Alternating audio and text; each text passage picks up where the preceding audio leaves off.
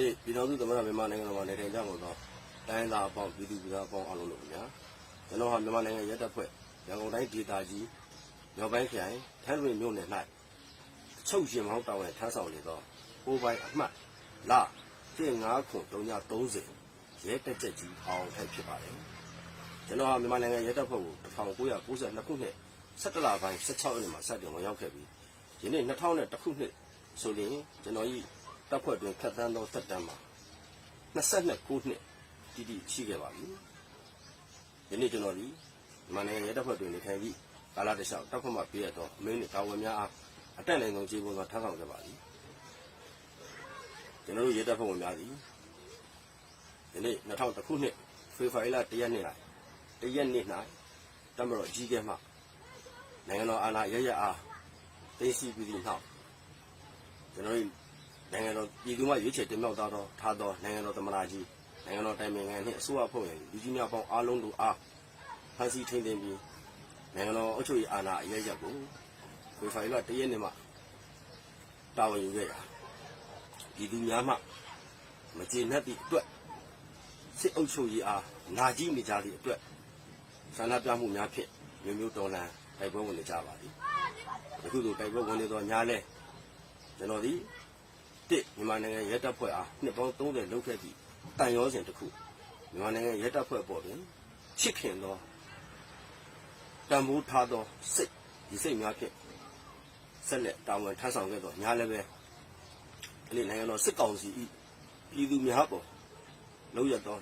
အားလုံးတို့ကျွန်တော်မြန်မာနိုင်ငံရဲတပ်ဖွဲ့ဝင်တယောက်အနေဖြင့်ညီတို့မျှ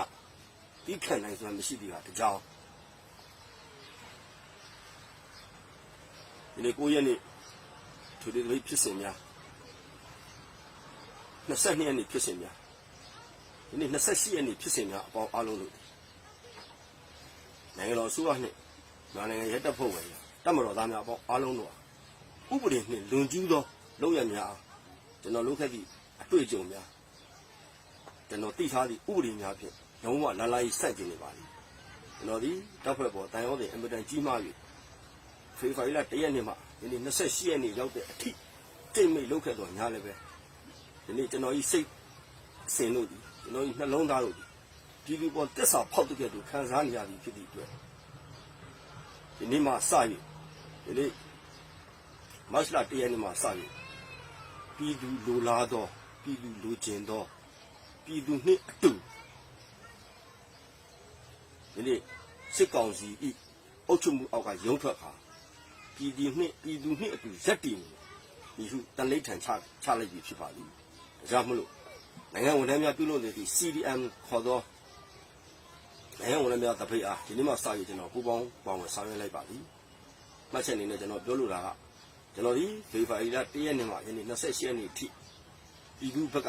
ရက်တည်ခြင်းတော်ညာလည်းပဲကျွန်တော်တို့ရဲတပ်ဖွဲ့ဝင်အများစုဟာ1995ခုနှစ်မှာဒုတိယဗိုလ်ချုပ်ကြီးခင်ညွတ်မှနေ၍မြန်မာနိုင်ငံရဲစည်းကမ်းထိန်းသိမ်းဥပဒေအားရေးဆွဲပြီးတပ်မတော်အောက်သို့ထည့်လိုက်သည့်အတွက်ကျွန်တော်တို့မှာညီတို့ပင်ပြည်သူနှင့်လက်တွဲခြင်းတော်ညာလည်းပဲပြင်းထန်သည့်မြန်မာနိုင်ငံရဲစည်းကမ်းထိန်းသိမ်းဥပဒေကိုလိုက်နာရတဲ့ကြောင်းကျွန်တော်ဒီသားသမီး9ဦးနှင့်ရက်တည်နေရသောမရှိစင်းရဲနွမ်းပါသည့်အခြားဆင့်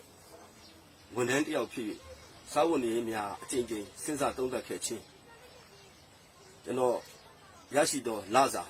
2,600,000အားကျွန်တော်တမီသားစုလုံးမှရက်တည်နေရခြင်းကျွန်တော်တို့မိသားစုဒီယနေ့ချိန်ထိနှစ်ပေါင်း30နှစ်လောက်ခဲ့တော့ညာလည်းပဲနေစရာအိမ်ပိုင်မရှိပါဘူးနိုင်ငံတော်မှပေးထားသောပြည်သူများမှစောက်ပေးထားသောနိုင်ငံဝန်နဲ့နိုင်ငံ့မြို့သားနေထိုင်ရသည့်အတွက်အမျိုးမျိုးကျွန်တော်စဉ်းစားခဲ့ရပါသည်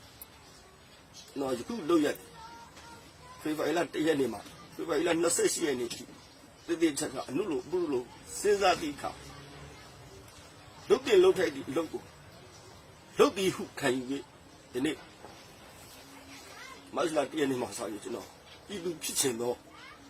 ပြည်သူဆန္ဒနဲ့တစ်ထက်ထဲကြသောနိုင်ငံဝန်ထမ်းများ